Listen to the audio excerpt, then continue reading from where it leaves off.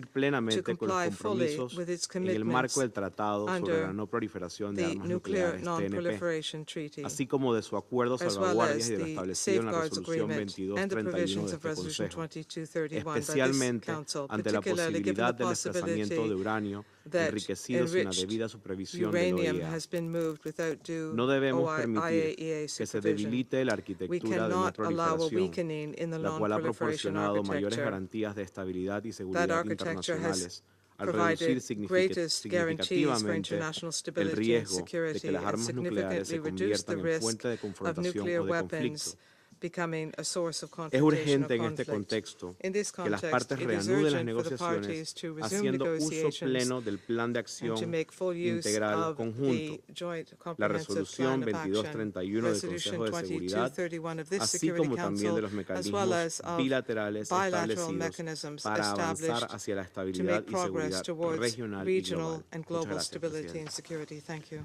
I thank the representative of Panama for his statement, and I give the floor to the representative of Algeria. Madam President, I thank USG Di Carlo and Ambassadors Zbogar and Lambrinidis for their comprehensive briefings. The Council convenes today on the implementation of Resolution 2231 of 2015, which endorsed the Joint Comprehensive Plan of Action on Iran's nuclear program. And this is our last briefing on the implementation of this resolution, which expires on October this year. Needless to stress that this meeting comes at a critical juncture. We meet with cautious optimism, but real relief following the announcement of ceasefire between Iran and Israel, brokered by the United States and Qatar. We welcome this important diplomatic achievement, which puts an end to 12 days of dangerous escalation and provides much needed space for the escalation, dialogue, and diplomacy. This latest episode has starkly demonstrated the fragility of our collective security and the serious risks associated with the targeting of nuclear facilities, particularly those under IAEA safeguards. The events of the past days have only reinforced the urgent need to uphold the principles of the nuclear non-proliferation regime and to refrain from any actions that could further undermine its integrity. Madam President, while this ceasefire represents really a positive development, it also serves as a reminder of the critical importance of respecting international legal norms, including those enshrined in the IAEA safeguard system. These safeguards are central to ensuring that nuclear energy is used exclusively for peaceful purposes. In this regard,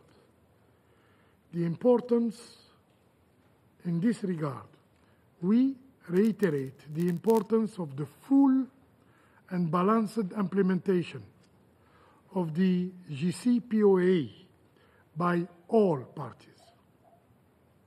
Should I add, including its provisions related to the lifting of sanctions.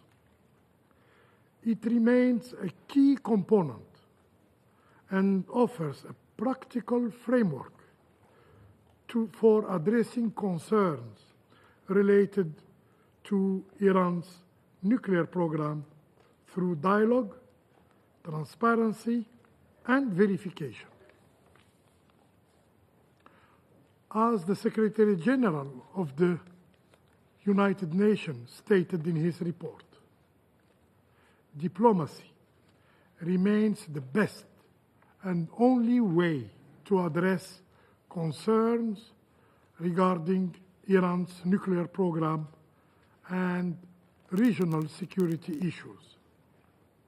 About the regional security issues,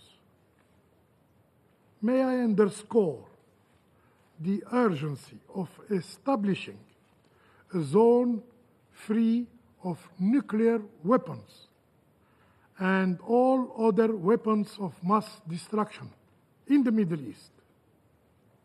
Such a zone would represent a major step forward for regional and international peace and security. In this context, we recall Security Council Resolution 487, which called on Israel to place its nuclear installation under IAEA safeguards. More than 4 decades later,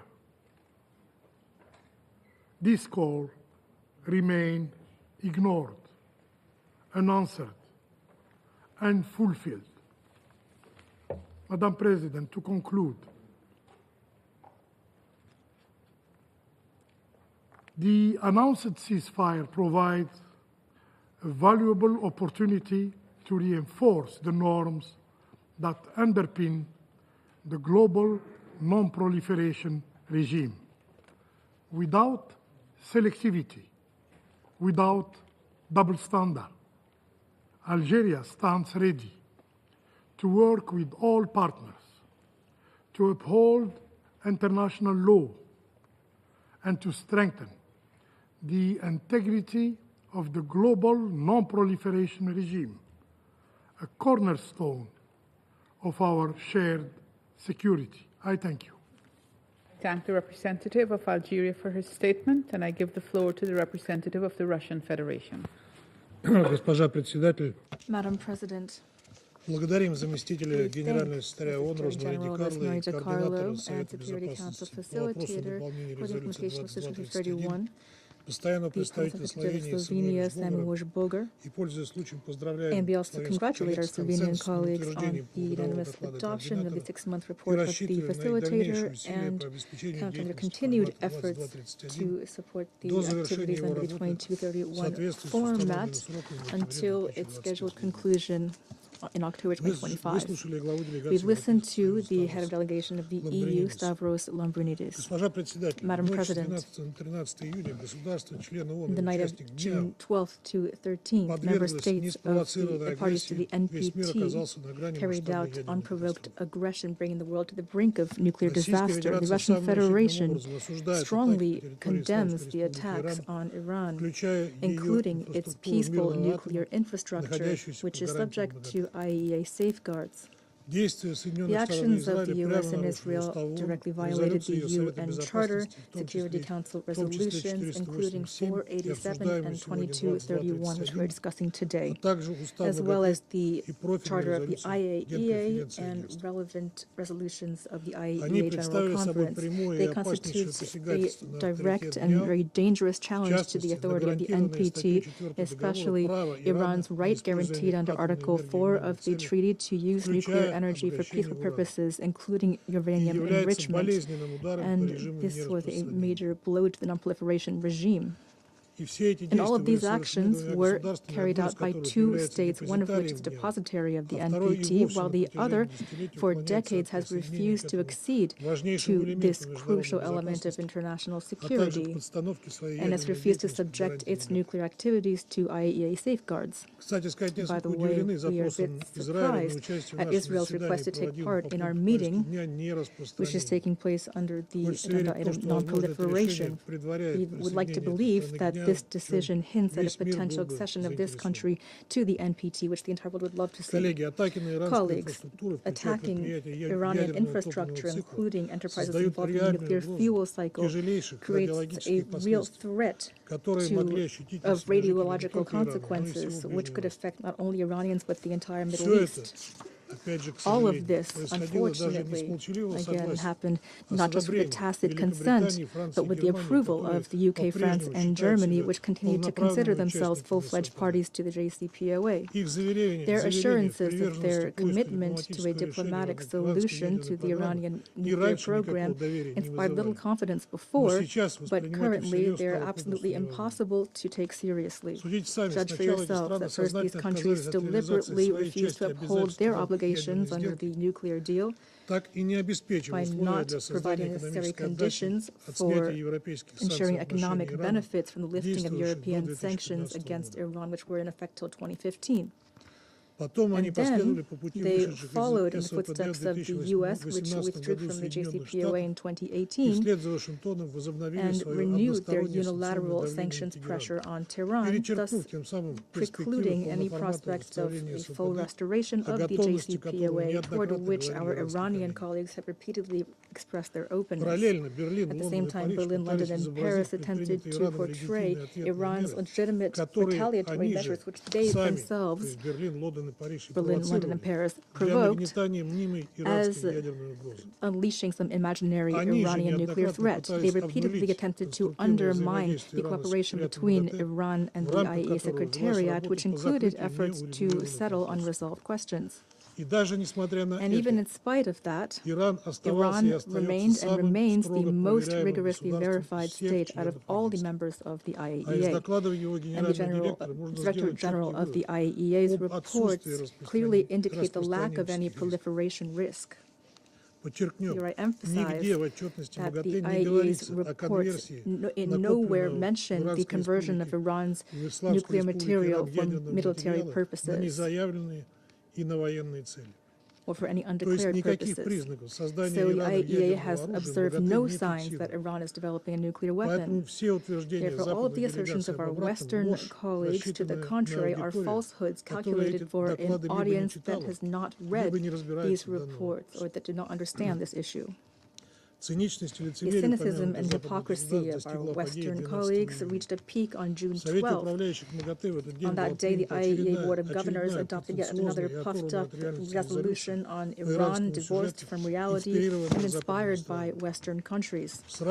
Immediately afterward, Israel carried out strikes against Iran's peaceful nuclear sites. A week later, the sovereign territory of Iran was attacked by the U.S. And this demonstrates that this 1-2 punch was agreed upon ahead of time. The UK and France, which claim to be champions of diplomacy, rushed to defend the aggression of West Jerusalem and Washington. As a result, last Sunday, we witnessed another attempt to legitimize the use of force in contravention of the UN Charter and strikes on peaceful nuclear facilities in violation of the IAEA Charter and all norms of nuclear safety and security. And German Chancellor Friedrich Merz even made so bold as to cynically remark, as he already mentioned, that Israel is doing the Europeans' dirty work. These are the actual words of a head of government of a state party to the JCPOA. We must not forget that West Jerusalem began its operation 2 days before a scheduled round of Iran-U.S. talks on the nuclear issue, mediated by Oman, with the clear intention of sabotaging this process. Against this backdrop, the Western trio even had the audacity to call not for Israel and the U.S., but for Tehran, the victim of aggression, to return to the negotiating table.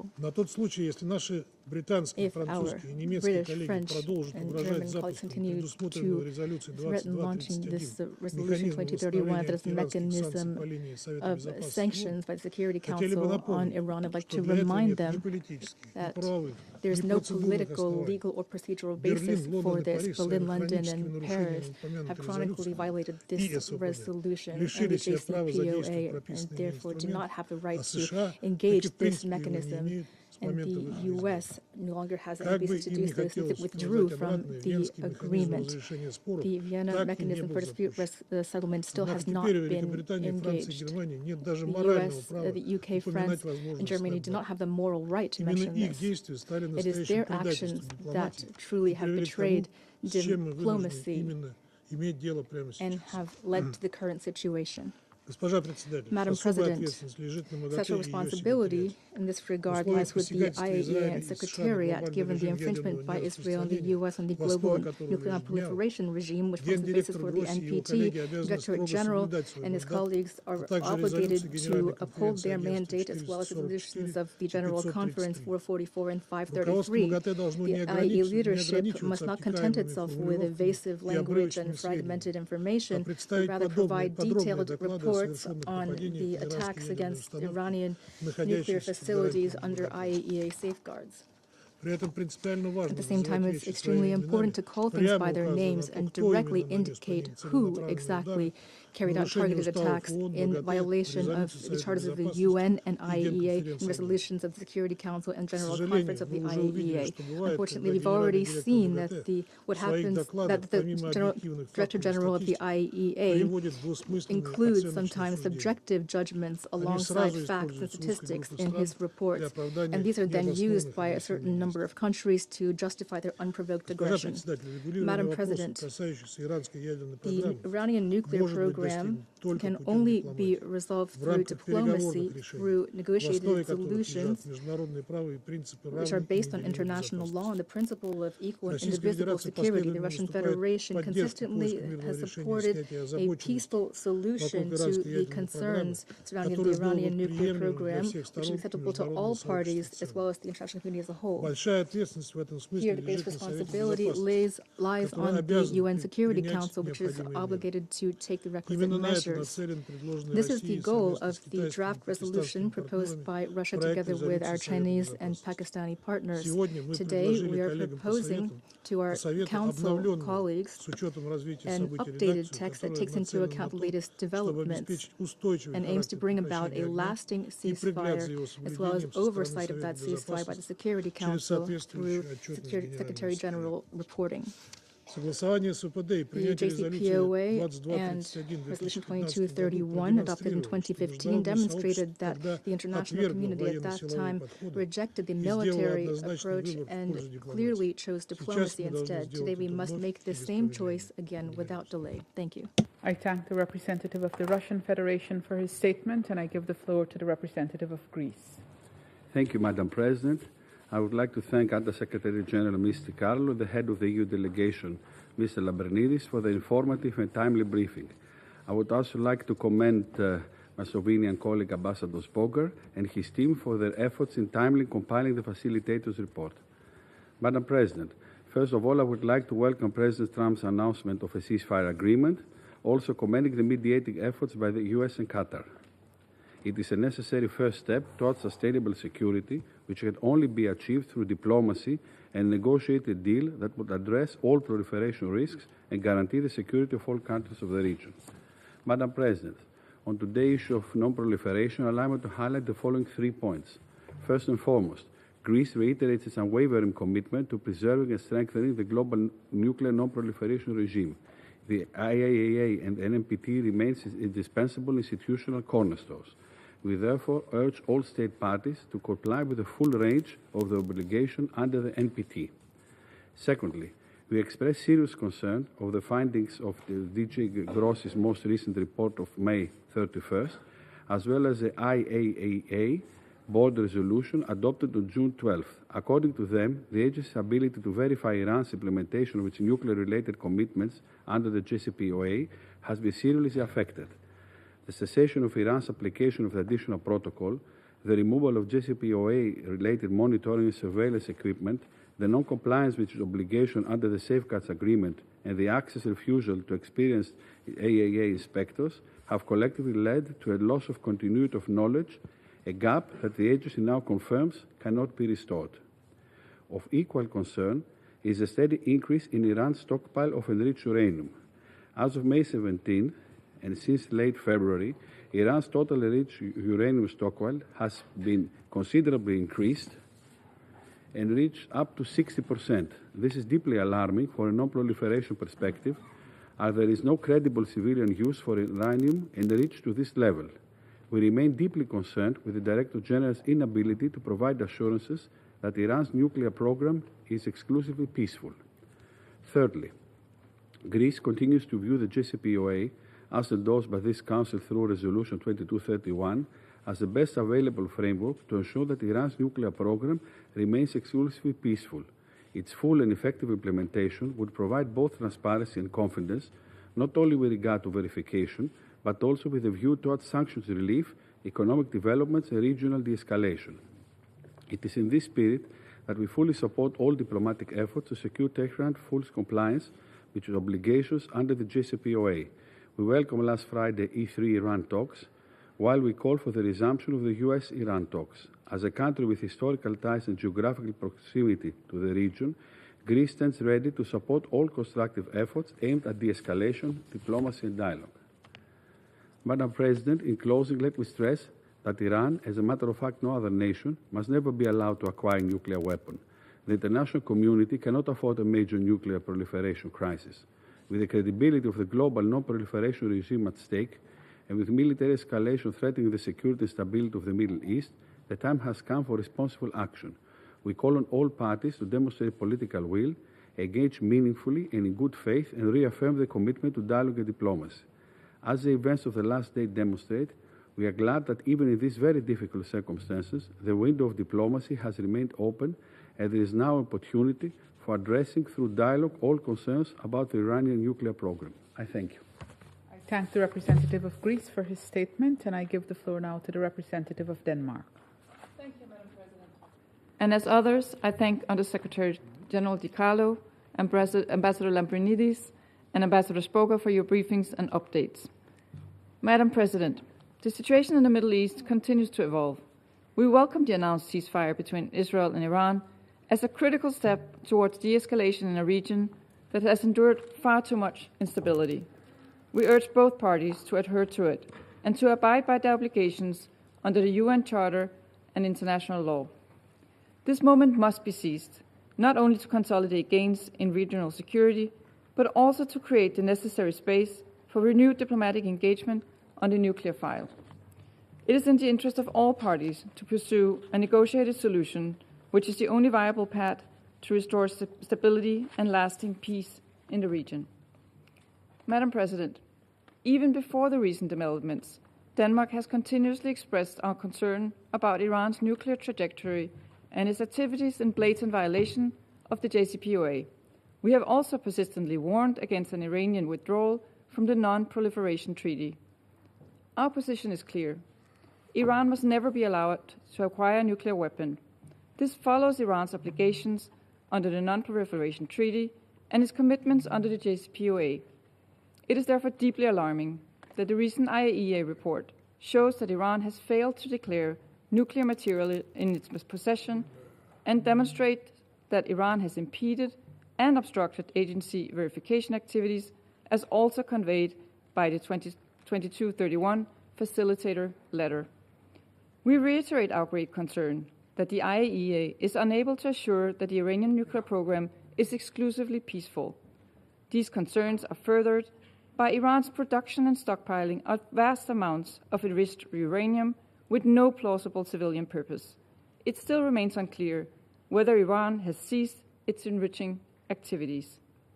We do not take it lightly and call on Iran to change its course of action and abide by its obligation.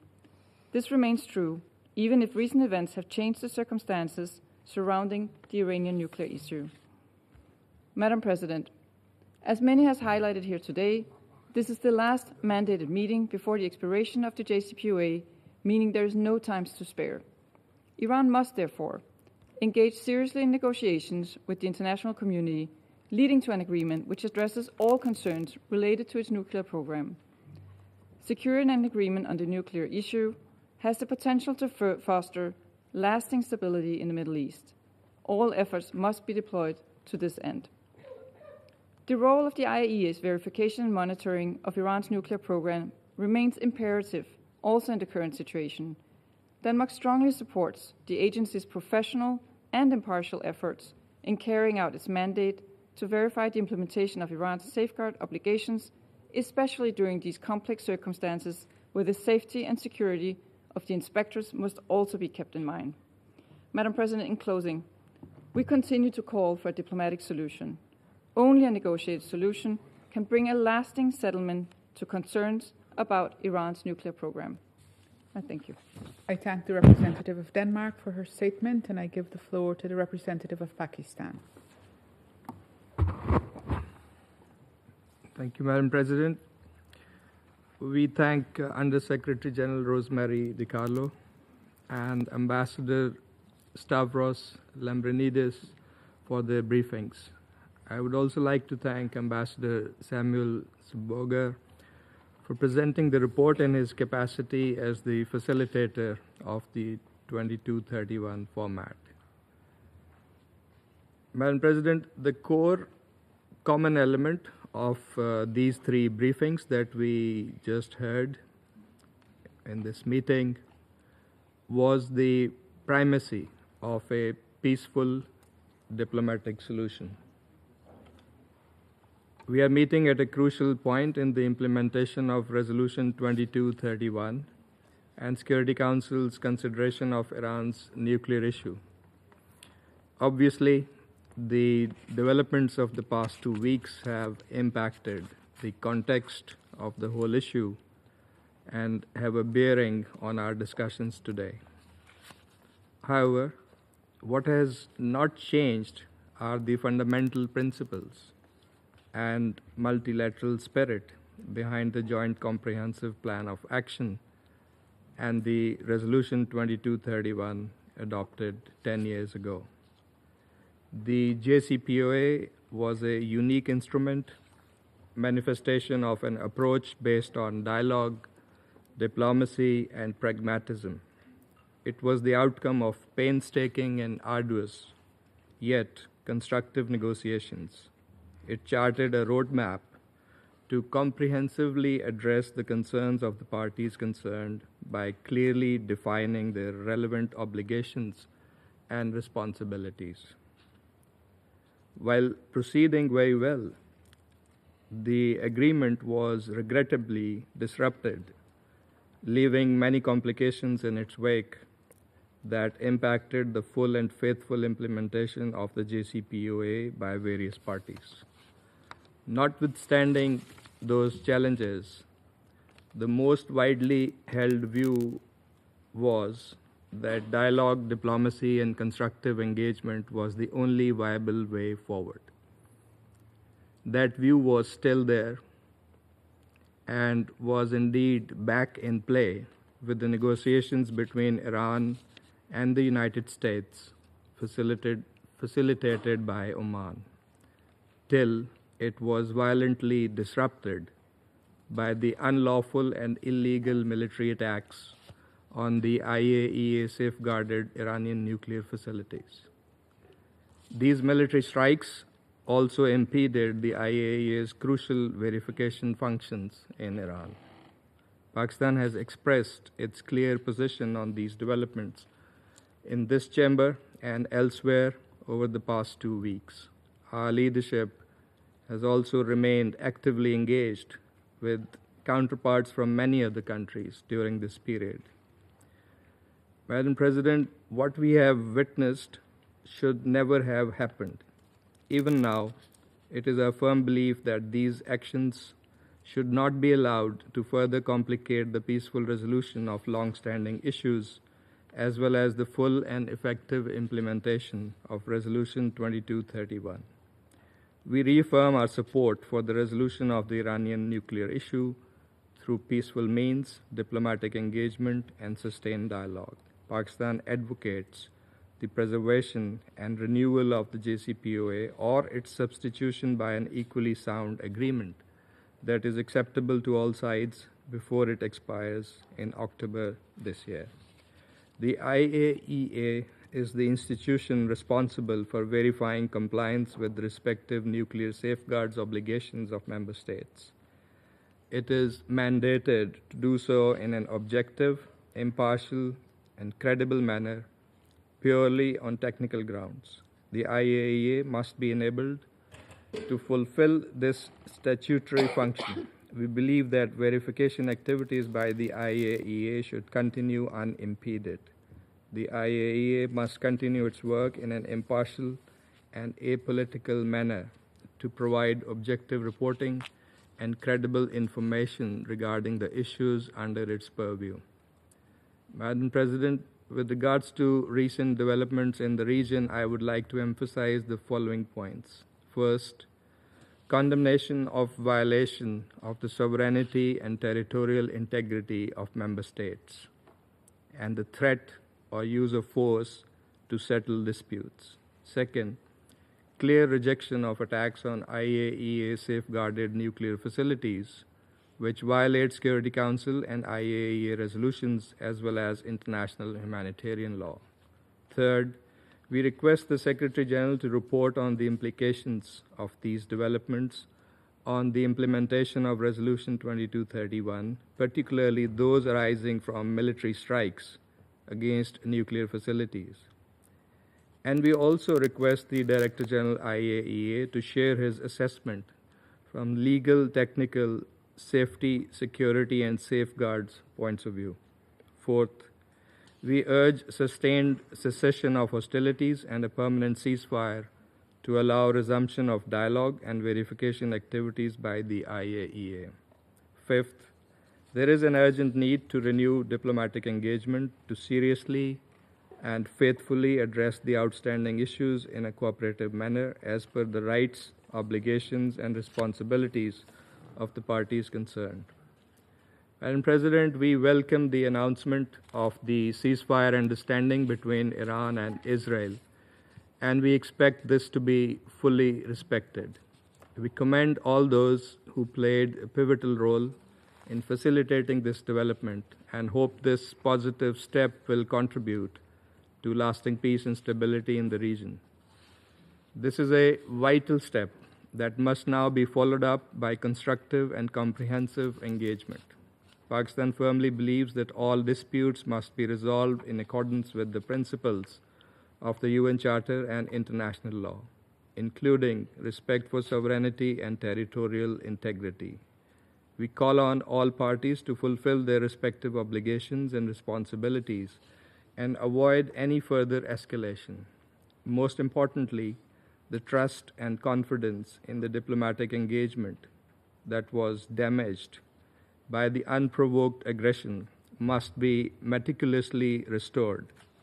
The Council should allow sufficient time to continuing efforts between the IAEA and Iran, as well as other parties, to resolve outstanding issues. Recent developments have yet again manifested the grave dangers that present themselves when there are violations of the UN Charter and international law. The cost of seeking to resolve issues through military means is more than evident. The region, and indeed the whole world, cannot be held hostage to such adventures, dangerous precedents, and spiraling escalations. Diplomatic engagement and the resumption of dialogue are the best means to resolve all outstanding issues. Diplomacy has delivered previously, and with the necessary political will, it can certainly deliver again. Lastly, allow me to inform the Council that following up on the draft resolution circulated by China, Pakistan, and Russia on Sunday, we have updated and revised the text to reflect the latest developments, including the ceasefire and have circulated it to Council members. Securing the ceasefire was one of the primary objectives of the draft resolution, in addition to calling for a negotiated settlement of the Iranian nuclear issue and promoting respect for international law under all circumstances. We will engage constructively with fellow members on the text of this draft resolution with a view to arriving at a consensus outcome, signifying the Council's support for sustained ceasefire and sustained dialogue and diplomatic engagement for a lasting solution. I thank you. I thank the representative of Pakistan for his statement, and I give the floor to the representative of the United Kingdom. Thank you, President. And I thank Under-Secretary General Di Carlo, Ambassador Lambrinidis, and Ambassador Zboga for your briefings. Let me start by welcoming the announcement by President Trump of a ceasefire between Israel and Iran. But the situation remains extremely fragile. We call on all sides to respect the ceasefire in full. Our priority remains stability in the Middle East, and we are clear that restarting this conflict is in no one's interest. Now is the time for a return to diplomacy. We, along with our partners, are clear that only diplomacy can achieve a durable solution to the Iranian nuclear threat. We urge Iran to take this opportunity to engage in negotiations now. It is critical that Iran does not miss this window for diplomacy. President, as we know, Iran's nuclear program has been far beyond any credible civilian justification, including an enriched uranium stockpile 40 times the limit set by the JCPOA. It is urgent that the IAEA have full access, especially on Iran's enriched uranium stockpile. We have been clear that Iran cannot develop or acquire a nuclear weapon. The UK, alongside our E3 partners, stands ready to support efforts towards a negotiated solution. We will use all diplomatic levers at our disposal to support a negotiated outcome and ensure Iran does not develop a nuclear weapon. President, finally, we commend the IAEA and the Director General for their vital work, including under the mandate of UN Security Council Resolution 2231. They have displayed professionalism and impartiality, and they have our full support. We urge Iran to cooperate with the IAEA in the interests of both safety and diplomacy. Colleagues, we urge all parties to urgently pursue a deal that establishes international confidence long-term that Iran's nuclear program is exclusively peaceful. This ceasefire is the first step towards that. I thank you. I thank the representative of the United Kingdom for her statement, and I give the floor now to the representative of China. President, I thank USG Di Carlo, Ambassador Lambrinidis of the EU delegation to the UN, and Ambassador Zboga, permanent representative of Slovenia, for their briefings. Israel and the United States, on the grounds of possible future threats, resorted to the use of force against Iran in serious violation of international law and Iran's sovereignty. What's more, striking Iranian nuclear facilities that are placed under the IAEA safeguards sets a bad precedent, which threatens the international non-proliferation regime, which China once again unequivocally condemns. The aforementioned acts have also undermined diplomatic efforts to resolve the Iranian nuclear issue and created a high degree of uncertainty to the implementation of Security Council Resolution 2231. China is gravely concerned and deeply worried about this.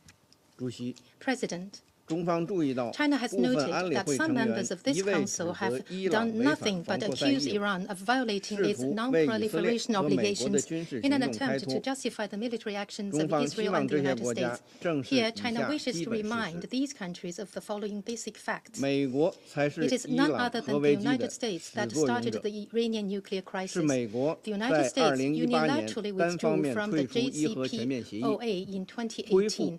Thereafter, it reinstated and escalated unilateral sanctions against Iran and adopted measures of maximum pressure, which prevented Iran from enjoying the economic dividends conferred by the agreement and forced the country to reduce fulfilling its obligations under the agreement. It is again the United States, throwing to the wind its own credibility, launched military strikes against Iranian nuclear facilities, undermining the negotiation process initiated by itself, leading the Iranian nuclear issue to yet another impasse and resulting in an abrupt escalation of the regional situation. Iran's sincerity in resolving the nuclear crisis should be valued. Up till today, Iran continues to fulfill its nuclear non-proliferation obligations and implement the Comprehensive Safeguards Agreement. Iran has repeatedly stated that it does not seek to develop nuclear weapons. It conducted several rounds of professional and pragmatic negotiations with the United States in a constructive manner and never abandoned its diplomatic efforts. However, some countries, citing the report of the Director General of IAEA in a one-sided manner and ignoring the positive aspects of Iran's cooperation with the agency, pushed for the adoption of a resolution by the IAEA Board of Governors without adequate consultations, thus jeopardizing the atmosphere of dialogue while intensifying tension and confrontation. We call on these countries to reflect long and hard on the adverse consequences of their irresponsible move. President, China is of the view that we have yet to exhaust all diplomatic means to resolve the Iranian nuclear issue, and there is still hope for a peaceful solution. It is necessary for all parties to draw lessons from this, restart dialogue on an equal footing, and promote the return of the Iranian nuclear issue to the track of a political settlement. I wish to stress 3 points. First, the priority is to stop the fighting. Facts have shown that force is not an option for resolving international disputes, and there's no way that it can resolve the Iranian nuclear issue now. China has taken note of the current developments on the ground and looks forward to the realization of a genuine ceasefire that can effectively hold. The parties concerned should take practical measures to prevent the situation from escalating again. Meanwhile, the international community must make efforts to cool down the situation and promote dialogue and negotiation. Second, we must recognize that a political solution is the only way forward. The core aim and objectives set out in the JCPOA and Resolution 2231 remain valid in the next step of the political settlement of this issue. We must adhere to the general direction of a political and diplomatic solution and oppose the use of force and illegal sanctions. In order to balance the objectives of nuclear non-proliferation and peaceful uses of nuclear energy, Iran must continue to abide by its commitment not to develop nuclear weapons, and parties should fully respect Iran's right to peaceful uses of nuclear energy as a state party to the NPT treaty. All parties should insist on addressing the legitimate concerns through dialogue and consultation on an equal footing. Third, to start a dialogue and negotiation is the fundamental way forward. China supports all efforts to relaunch the Iranian nuclear negotiations and believes that this is also the position of the vast majority of Council members. The Secret Council should play a constructive role in assisting parties in building trust, bridging differences, and creating conditions conducive to the resumption of negotiations. Relevant countries should abandon the practice of threatening to activate snapback mechanism at every turn, as this will only aggravate tensions and confrontations and even further jeopardize diplomatic efforts. 伊核问题的妥善解 A 决 proper 事 solution 关 of 国 the 际防 Iranian 扩散 nuclear 体系的 issue 权 has a 威性 direct 和有 bearing 效 on the 性。 authority and the 对中东地区和平稳定 effectiveness of the 至关重 international 要。 non-proliferation 当 regime 前 and is 地区 crucial 局 to 势 peace and 处在 stability in the 关 Middle 键 East. 和紧 At 要时 present, 刻。 the situation in the 中 region 方呼 is 吁 at a 各方 critical and 增 crucial 强 juncture. 紧迫意 China 识， calls on 体 all 现 parties 责 to 任 act 担 with a 当， higher sense of 尽早 urgency 推 and 动局势 responsibility 缓和 to 降温， de-escalate the 尽早 situation 启动 as soon as 复 possible 谈 and 进程。 resume negotiations at the earliest 作为 possible 安理 date. 会常任理 As 事 a 国 permanent member 和 of 伊 the 核问 Security 题全 Council 面 and 协 a 议 party 参 to 与 the 方，中 JCPOA, 方将 China 积 will 极秉 continue 持 to 客 maintain 观 an 公正立 objective 场， and impartial 同各方 position, 加强 strengthen 沟通协调， communication and 凝 coordination 聚 with all 合力， parties to build 主持公 synergy 道， and uphold 为 fairness and 恢复 justice 中东 with 地 a 区 view 和 to 平， playing a 推进 constructive 伊 role 核问题 in 政治解 restoring 决 peace 进 in the 程， Middle 发 East 挥建设 and 性作 promoting 用。 a political 谢谢 solution to the Iranian nuclear issue. Thank you, President. I thank the representative of China for his statement. I shall now make a statement in my capacity as representative of Guyana. I thank the USG Rosemary DiCarlo for presenting the 19th report of the Secretary General on the implementation of Resolution 2231, and Ambassador Samuel Bogar for presenting the facilitator's report. I also thank Ambassador Lambrinidis for his briefing. In light of the recent escalations over the past 2 weeks, Guyana welcomes the announced ceasefire between Israel and Iran. We reiterate our call for dialogue and a return to the negotiating table as the only way forward for a diplomatic solution, one that promotes regional and international peace and security. Guyana also urges all parties to exercise maximum restraint and to unequivocally commit to safeguarding all nuclear installations in accordance with their international obligations. Colleagues, we stand at a critical juncture, with Resolution 2231 being mere months away from expiration and a joint comprehensive plan of action still to achieve its core mandate. Guyana recalls that the JCPOA, endorsed by Resolution 2231, was meant to ensure that Iran's nuclear program will be of an exclusively peaceful nature. Guyana also recalls that Resolution 2231 encouraged member states to cooperate with Iran in the framework of the JCPOA, including through IAEA involvement.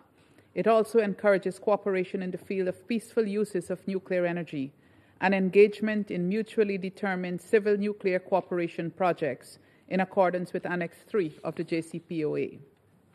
We acknowledge the 19th report of the Secretary General on the implementation of Security Council Resolution 2231.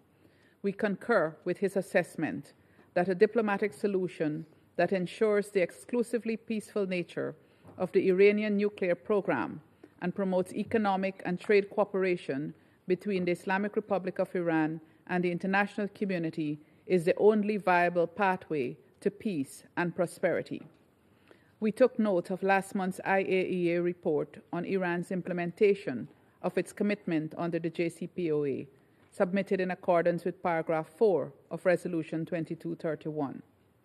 Notwithstanding the current circumstances, in fact, because of it, we encourage continued cooperation between the IAEA and Iran, including in addressing outstanding safeguards issues and in assessing the safety and security risks of the nuclear facilities. We also support the vital efforts of the Secretary General and the Joint Commission's procurement channel in facilitating the implementation of Resolution 2231 and the plan. Colleagues, Guyana recalls that agreement on the JCPOA was reached through intensive multilateral negotiations. We must continue to work towards the full implementation of the plan.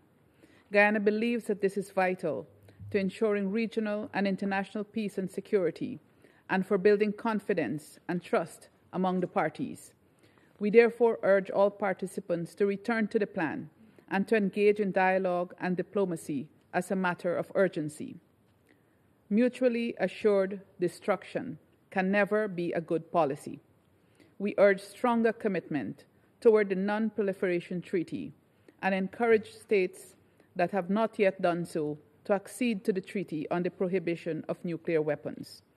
We underscore the need for decisive action by the international community in advancing the abolition of nuclear weapons. In conclusion, I reiterate Guyana's commitment to a world free of nuclear weapons and one where there is greater investment in peace. I thank you. I resume my function as President of the Council. The representative of the United States has asked for the floor to make a further statement. I give her the floor. Thank you, Madam President. I am compelled to respond to some assertions made by certain council members. I spoke earlier about the precision operation the United States took to degrade Iran's capacity to produce a nuclear weapon. We did not take this action lightly, and we are confident that it is consistent with the inherent right of self-defense under the UN Charter.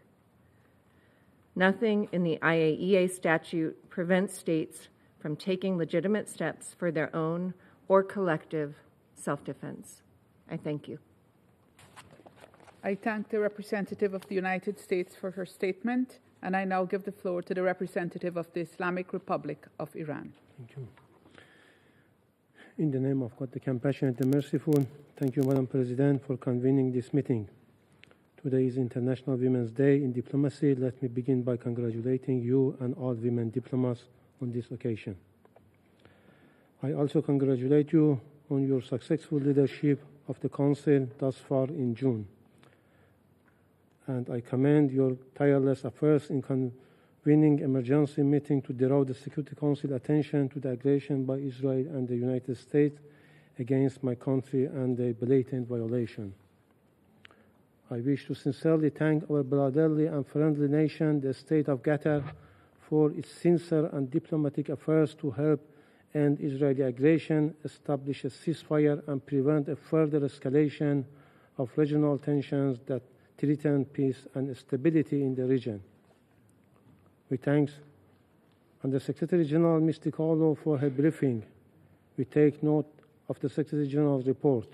We echo ourselves with the Secretary General's call for a diplomatic solution in his report, as well as with the USG in her today's briefing.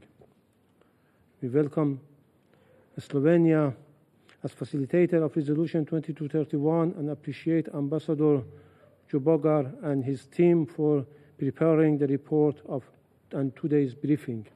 We take note of the statement made by the Ambassador Lambrinidis, head of delegation of the European Union in the capacity of the coordinator of JCPOA.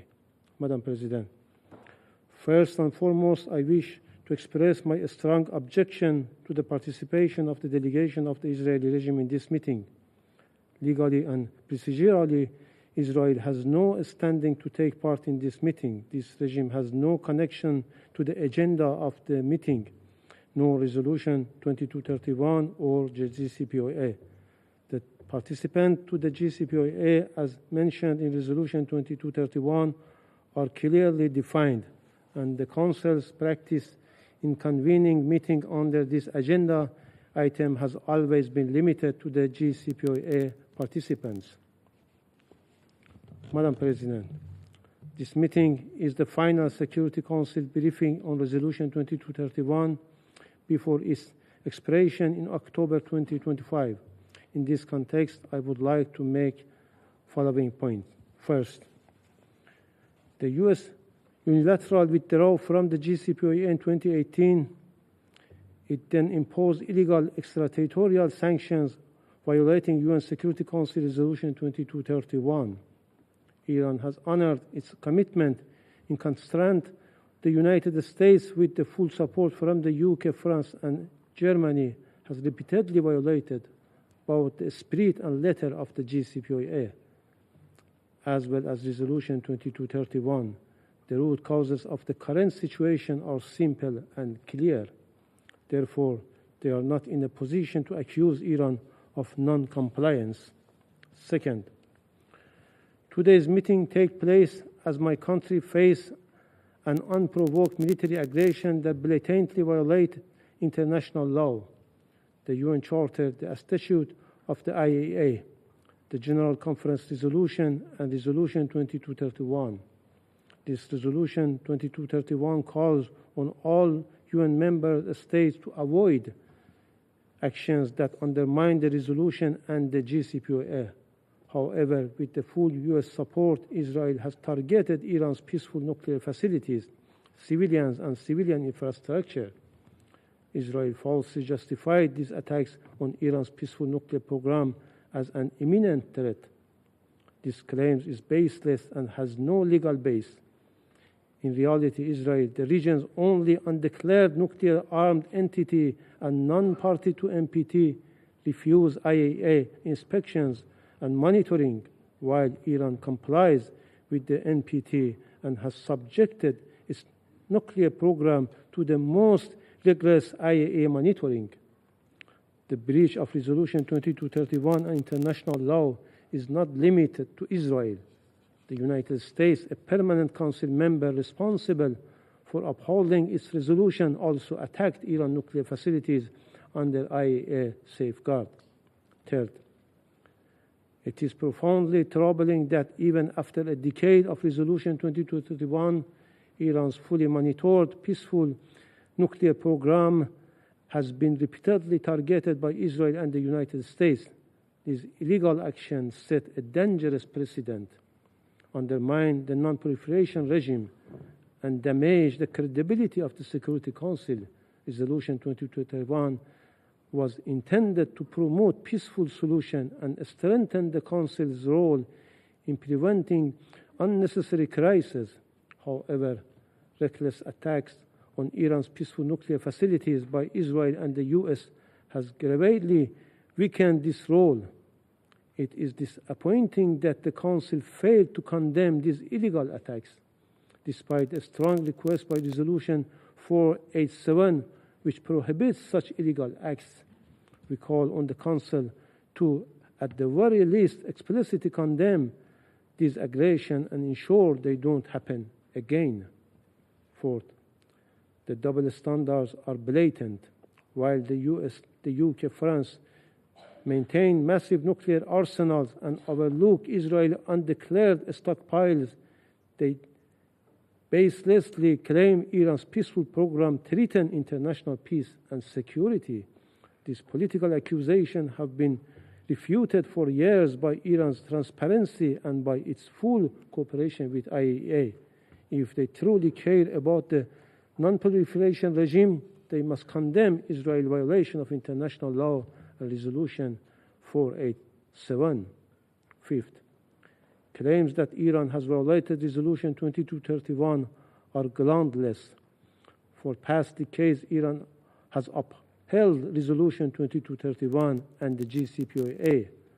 Our remedial measures have been fully consistent with these two instruments, meant only to restore balance and encourage all parties to return to their commitment. Iran remedial measure must not be misused to justify new pressure on the JCPOA or Resolution 2231. The Council must prevent any attempt to manipulate this mechanism against Iran. Sixth, Resolution 2231 must conclude on a schedule, and Iran reject any attempt to revive expired provisions under any pretext. Unfortunately, European JCPOA participants have failed to meet their obligation. Even worse, they falsely assert that Iran is close to acquiring nuclear weapons, a falsehood unsupported by credible evidence. Our peaceful program under a strict IAEA verification cannot be denied. Despite this aggression and the unconstructive behavior of the European parties, Iran remained committed to diplomacy and peaceful dispute resolution. Resolution 2231 proved that diplomacy can and must resolve differences. Seventh, Iran continues to believe a diplomatic resolution to nuclear and sanction issue is possible.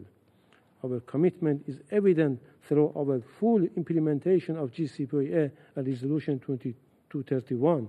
But if the other parties truly want a resolution, they must respect Iran's right and stop undermining diplomacy. 8. Iran never initiated this war.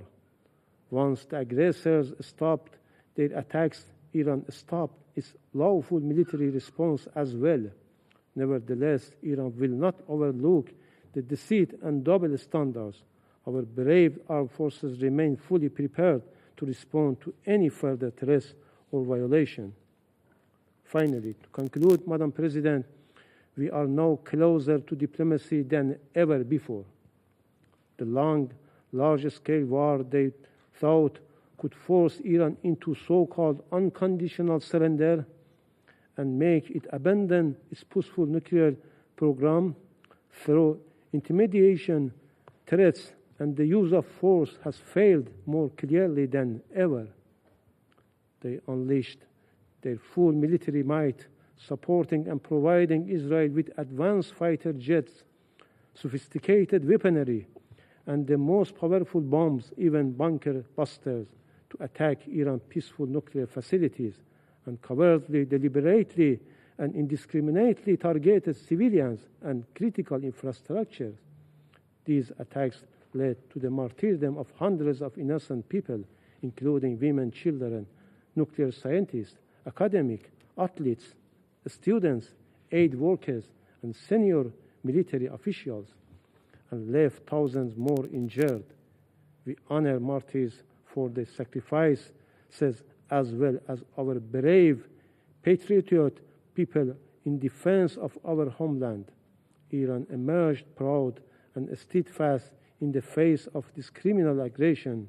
This proves one simple truth more clearly than ever: diplomacy and dialogue are the only path to resolving the unnecessary crisis over Iran's peaceful program. I thank you. I thank the representative of the Islamic Republic of Iran for his statement, and I give the floor now to the representative of Germany. Madam President, I would like to thank Undersecretary General Di Carlo, Ambassador Spogar, and Ambassador Lambrininis for their valuable briefings and continuous efforts to implement United Nations Security Council Resolution 2231. For 2 decades, this Council has been deliberating on the Iranian nuclear program. We find ourselves at a particularly difficult juncture today. France, Germany, and the United Kingdom have consistently made every effort to find a diplomatic solution with Iran and will continue to do so, but the Iranian nuclear program remains a threat to international peace and security. Last Friday, the E3 foreign ministers and the EU High Representative met with their Iranian counterpart in Geneva to call upon Iran to engage in negotiations. We will continue our joint diplomatic effort to address all concerns associated with Iran's nuclear program. We have always been clear: Iran must not have a nuclear weapon. It can only be a non-nuclear weapon state under the NPT and must respect its nuclear safeguards obligations. Our efforts, conducted jointly with many partners around the globe, have aimed at preventing Iran from getting a nuclear weapon. We successfully concluded the JCPOA, which put robust and verifiable restrictions on Iran's nuclear program and would have provided the entire international community with confidence that Iran's nuclear activities remain exclusively peaceful. Throughout the last years, we witnessed an expansion of Iran's nuclear program far beyond Iran's commitments under the JCPOA. As of last month, Iran's enriched uranium stockpile were 40 times higher than allowed under the JCPOA limits. Iran continued to enrich uranium to up to 60%, which lacks any plausible civilian purpose, in an underground facility. It stopped implementing almost all of its key and transparency commitments it subscribed to under the JCPOA as well. The E3 have always pursued diplomacy to find a solution to the Iranian nuclear proliferation crisis. In 21 and 22, we negotiated in good faith to bring the US back into the JCPOA and Iran to full compliance with its commitments. To no avail. Iran twice refused a fair proposal put on the table by the coordinator and decided to further escalate its nuclear program to the level we all know. In conjecture with Iran's failure to comply with its legally binding safeguards obligations, an assessment that was confirmed by the Board of Governors resolution last month, Iran's nuclear activities have remained a threat to regional and global security. Iran's nuclear program continues to pose serious proliferation concerns. We are particularly concerned by any possible relocation of nuclear materials since the recent military strikes.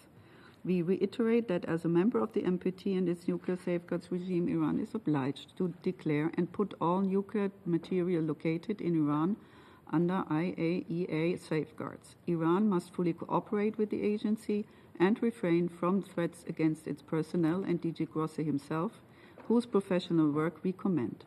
In this regard, we are alerted by the initiative in the Iranian parliament to suspend cooperation with the agency, as well as by Iran's deliberations to withdraw from the NPT. In closing, let me welcome the ceasefire between Israel and Iran announced yesterday and call on, like others, Germany joins calls on all sides to respect it and to re-engage in diplomacy. Thank you. I thank the representative of Germany for her statement, and I give the floor to the representative of Israel. Thank you, Madam President. First, I would like to thank USG De Carlo and the representatives from the EU and Slovenia for their remarks.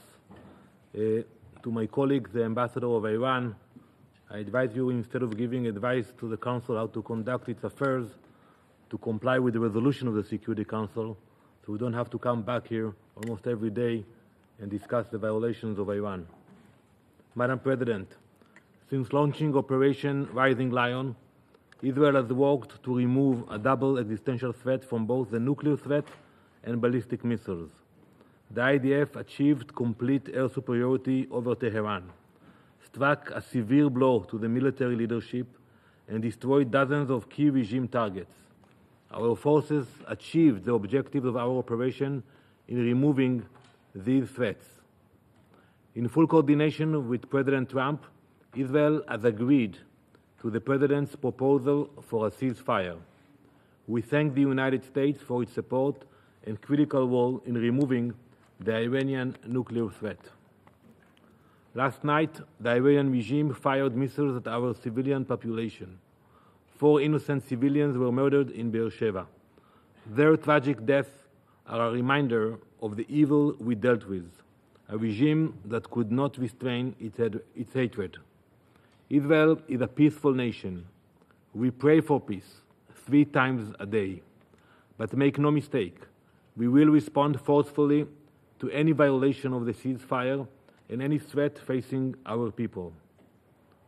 I have no doubt that the leadership and the determination Israel displayed will allow the Abraham Accords to expand and bring other nations into the fold of normalization.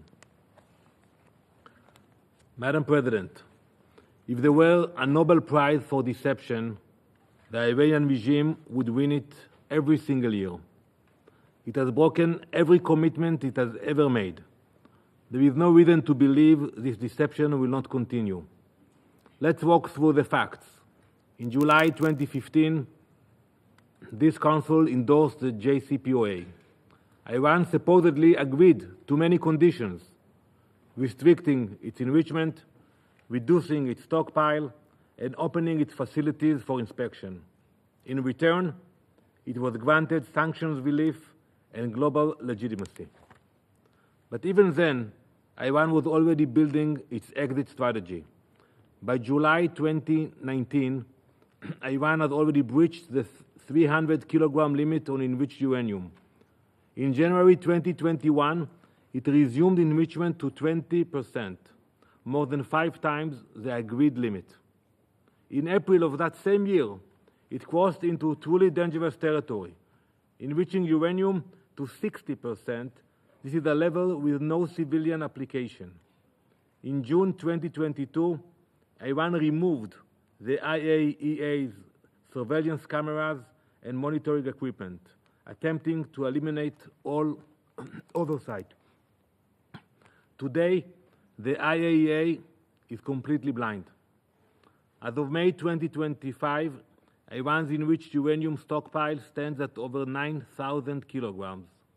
This includes more than 400 kilograms enriched to 60%. The IAEA has confirmed it can no longer verify the extent of Iran's program. For years, the international community spoke of Resolution 2231 and the JCPOA as a framework for peace. But for Iran, it was a framework for deception. While the diplomats and politicians talked Iran built. While you negotiated, they enriched. While you hoped, they lied. Today, the regime in Tehran stands completely exposed as a regime that has weaponized every opportunity you gave it. Iran did not abandon its commitments last week or last month. It walked away from its obligations years ago, if it ever kept to them at all. It has been violating this resolution with impunity for as long as it existed. This Council just refused to see it. We all know that Iran's level of enrichment has no civilian usage. It's a fact. The Council doesn't need a nuclear scientist to understand what that means. The international community now knows what Israel has known for a long time. Iran was working on the key elements for a nuclear bomb in hidden facilities protected from international view. These were facilities like Fordo, originally built for 90% enrichment and hidden from the IAEA.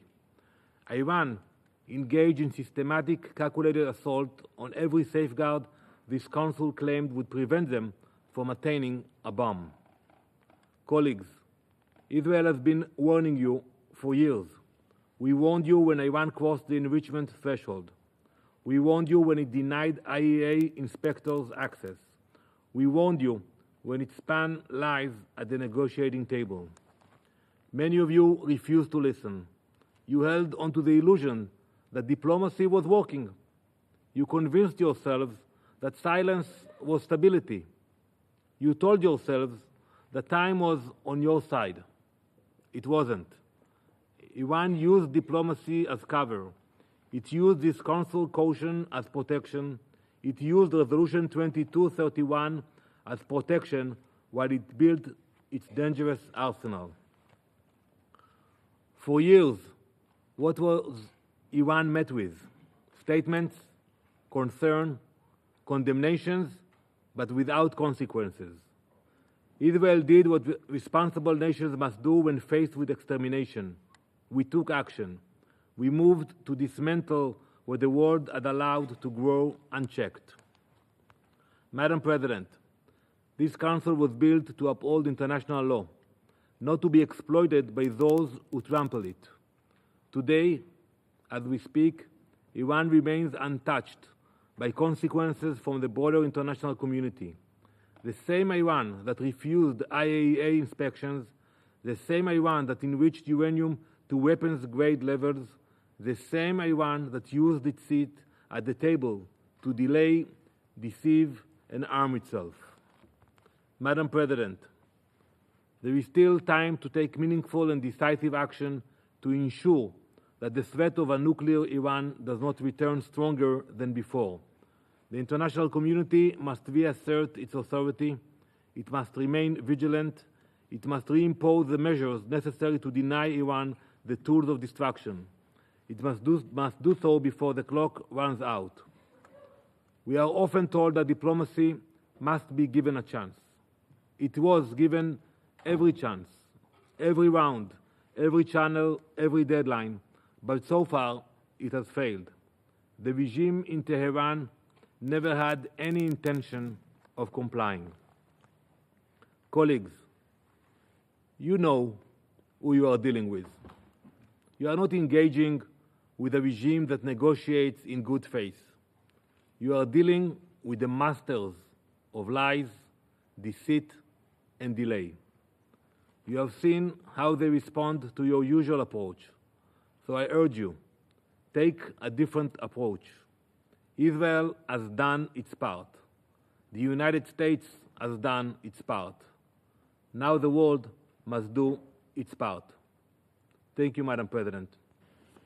I thank the representative of Israel for his statement. There are no more names inscribed on the list of speakers. The meeting is adjourned.